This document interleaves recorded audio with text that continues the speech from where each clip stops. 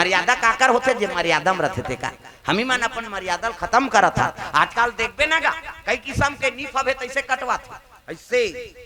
ये बीच ऐसे और जवारा वाला ऐसे ता वो फिल्म में डाले है अमलेश नागे ते काबर वो बताए बरे इसने झन कटवा हो भैया गड़बड़ होते का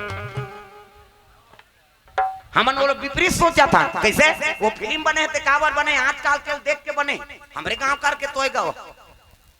5-6 किलोमीटर के अंदर वो अमलेश रहते हो मेरा प्रेम से बोल दुर्गा मैया की जय।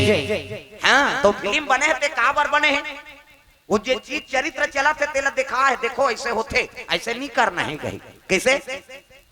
अब उसने कर ही अभी स्कूल शुरू होने देना तमाशा वही थे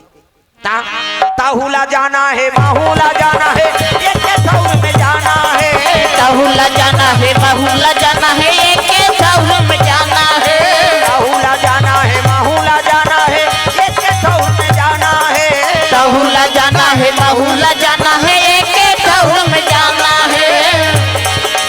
जाना है ना भव सागर के तीर सबला जाना है जाना है ना भव सागर के तीर सबला जाना है ना जाना है ना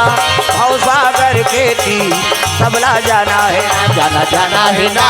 भव सागर के तीर सबला जाना है ना।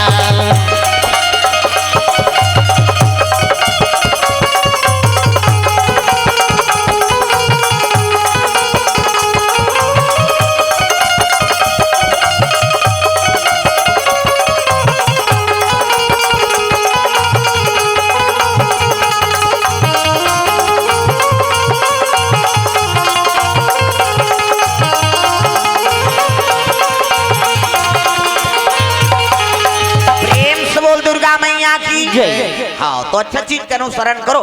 गलत चीज का अनुसरण मत करो भाई। प्रेम से बोल दुर्गा मैया की जय।